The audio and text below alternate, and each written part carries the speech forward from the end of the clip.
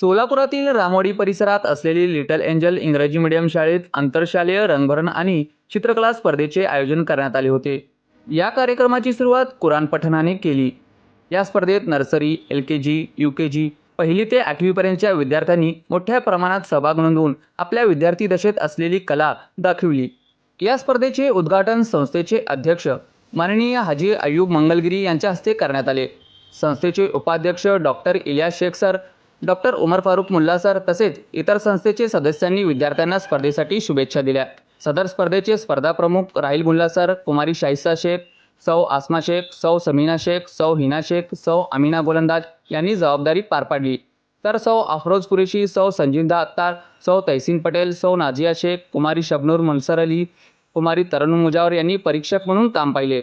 सदर कार्यक्रम यशस्वी करण्यासाठी प्रशालेतील शिक्षक श्री मुजम्मिल बर्जी, हाफिज सनाउल्ला शेख, कारी वसीमुल्ला तसेच सर्व शिक्षक व शिक्षकांनी तसेच शिक्षकेतर कर्मचाऱ्यांनी परिश्रम घेतले. या कार्यक्रमाचे सूत्रसंचालन समन्वयक माननीय श्री रियाज वळसंकर यांनी केले, तर मुख्याध्यापक माननीय अबू सुफियान शहापूर यांनी सर्वांचे आभार मानले.